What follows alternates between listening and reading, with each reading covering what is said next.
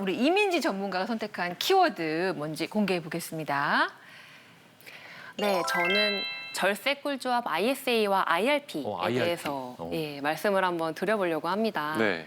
네, 오늘 이렇게 좀 말씀을 드려보려고 하는데 ISA랑 IRP에게 상품명을 말씀드렸더니 뭐야 헷갈려 이러시는 분들이 좀 있었어요. 이름이 다 좀 비슷한데요. 일단 세금 그까짓 거 얼마나 하겠어라고 생각하실 수 있지만 금융상품만 하나 잘 이제 그 선택을 하게 되면 우리가 절세도 하면서도 돈도 모을 수 있는 그런 또 이제 혜택이 있습니다. 그래서 절세 혜택을 만들면서 이제 목돈을 만들 수 있는 게 ISA이고요. 그리고 우리가 퇴직금을 적립하면서 요거를 잘 운용해가지고 나중에 노후 자금으로 활용할 수 있는 게 IRP입니다. 이게 노후에 40대 이상의 분들은 안정적인 노후를 다 꿈꾸실 텐데요. 그런 분들에게는 복덩이 상품이라고 할 수가 있고요. 오늘 요 ISA, IRP 그래서 오늘 한번 가지고 와봤습니다. 네. 다행히 IRP는 저희가 가입이 되어 있는데 네. ISA는 네. 초면이거든요. 갑자기 어색한다고요. 네, 이거 초면이 저도. 어떤 부탁드려요. 장점이 있는 거예요? 이게 뭐예요? 네. ISA 초면이라고 말씀을 해주셨는데 저는 그래요. 이게 다들 초면인 분들 많으실 거예요. 2016년도 3월 달에 처음 출시가 되기는 했습니다. 생각보다 오래됐죠. 그런데 지금 이 상품이 원래는 그 특정 계층에게만 보통 이런 절세 상품이 주어졌는데요. ISA가 처음 개시되면서 좀 더 다양하게 넓은 계층들한테 이런 절세 상품을 지원해준다는 그런 목적도 있었고요. 그리고 이제 장기적으로 좀 투자를 해라라는 이런 목적을 달성하기 위한 그런 상품입니다. 그래서 이 가장 큰 특징은 비과세 혜택이 주어진다는 거고요. 그리고 비과세 한도를 초과한 금액이 나오면 아주 낮은 세율로 분리과세를 또 시켜주기 때문에 굉장히 좋습니다. 네. 그리고 이 상품 안에는 굉장히 다양한 그 금융 상품을 넣을 수가 있는데요. 뭐 정기 예금이라던가 정기 적금이라던가 펀드라던가 ETF 그리고 개별 주식도 넣을 수가 있어요. 그래서 이런 게 가장 큰 장점이라고 할 수가 있습니다. 야, 저도 사실은 오늘 뭐 ISA는 초면인데 경아 씨뿐만 아니라 뭐 어색해요. 시청자분들도 지금 상당히 궁금해하실 것 같아요. 그래서 조목조목 알아보려고 저희가 궁금증 한번 모아봤습니다. 맞습니다. 자, 여러분들도 궁금하실 질문 저희가 3개를 뽑았는데 첫 번째 질문 제가 한번 열어보도록 하겠습니다. 네. 짠. ISA에 가입하면 어떤 혜택이 있나요? 네. ISA에 가입하면 주로 이제 받을 수 있는 혜택이 바로 세금 혜택입니다. 네. 그래서 일반적인 상품은 200만 원까지는 비과세가 가능하고요.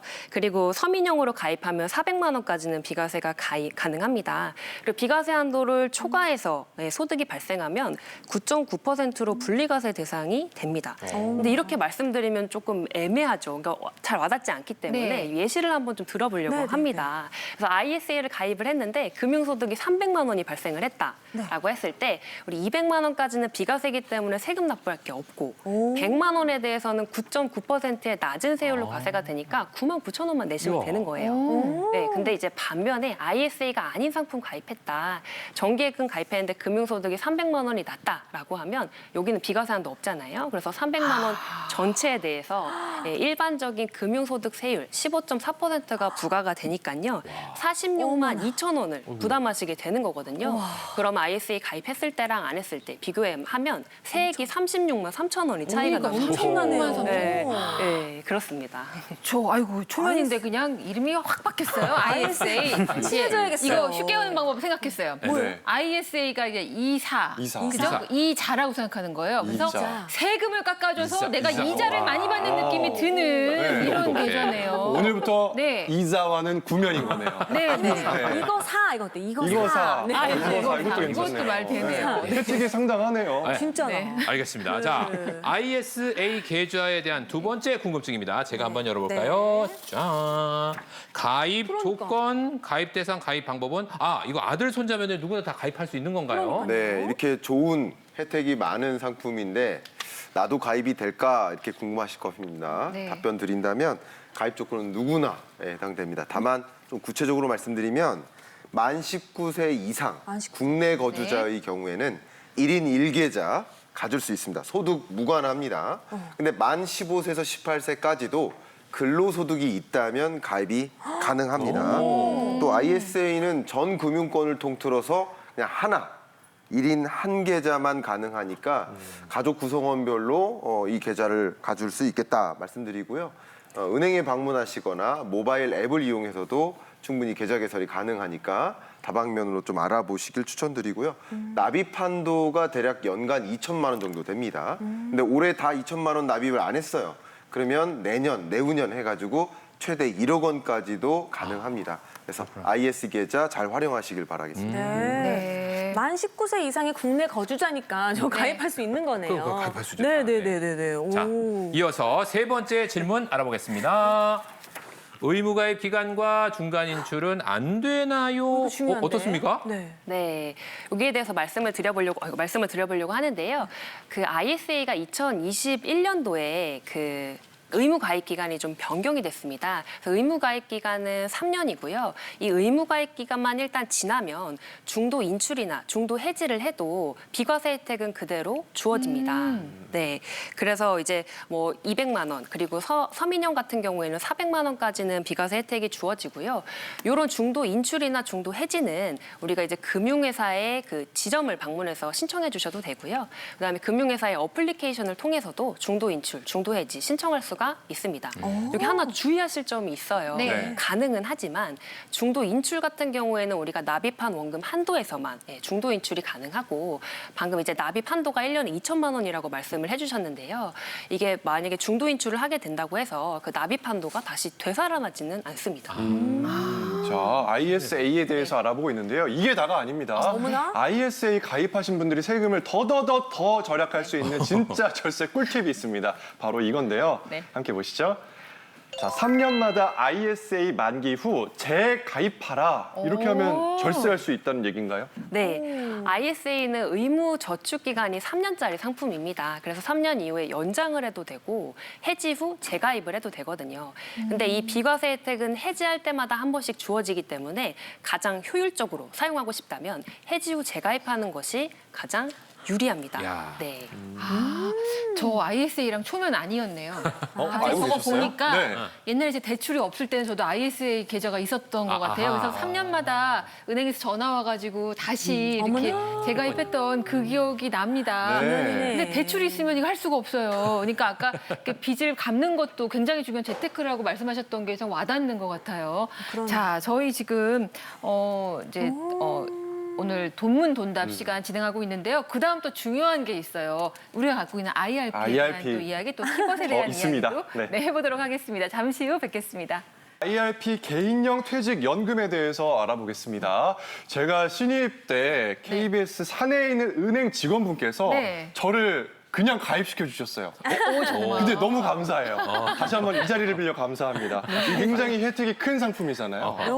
아, 네, 그렇습니다. 일단 그 IRP 특징부터 좀 말씀을 드려야 되는데요. 네. 우리가 직장에서 퇴직금 받으면 그 퇴직금과 그다음에 자유롭게 저축할 수 있는 개인 부담금을 IRP에 넣어서 이제 운용을 하다가 나중에 이제 노후 자금으로도 활용을 할 수가 있는 건데요.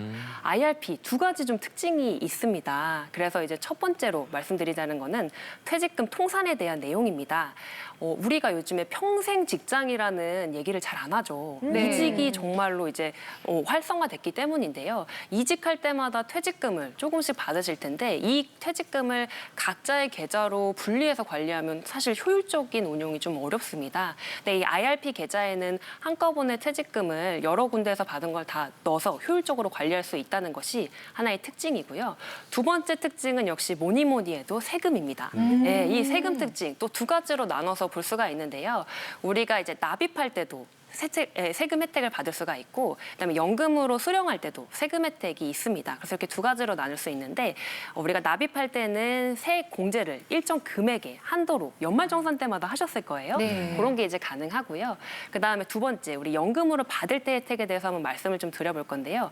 과세 이연이라는 혜택이 가능합니다. 좀 용어가 좀 어려운데요. 과세 이연을 좀 설명을 해드리자면 세금을 지금 내는 게 아니고 나중에 낼 수 있도록 해주는 겁니다. 네, 그래서 내가 퇴직할 때 그때 세금을 내는 게 아니고 실제로 퇴직금을 이제 IRP 계좌로 이전한 다음에 그 계좌에서 내가 돈을 받을 때 세금을 내게 한다는 거죠.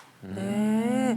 아니 근데 IRP가 퇴직연금 계좌잖아요. 그러니까 퇴직연금 저축이 또 있고, 그러니까 이 같은 연금인데 무슨 차이인지는 모르겠어요. 그러게요. 네. 두 가지가 좀 헷갈려요. 네. 조금씩 다른데 이제 제일 큰 거는 누가 가입하는 게 좋으냐인데요.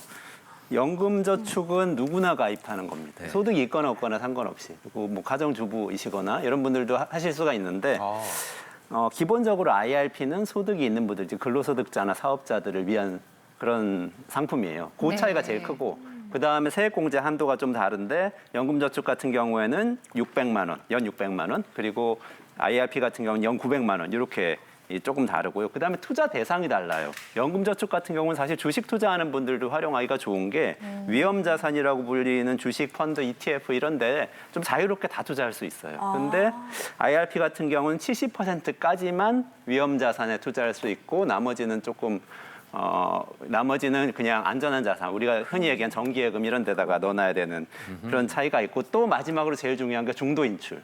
그 연금저축 같은 경우는 중간에 이렇게 뺐을 수가 있는데 IRP는 좀 제약이 있다는 거, 그 차이가 좀 있습니다. 예. 사실 뭐 ISA하고 IRP하고 이게 절세 효과가 있다는 거는 오늘 확실하게 배웠는데 네.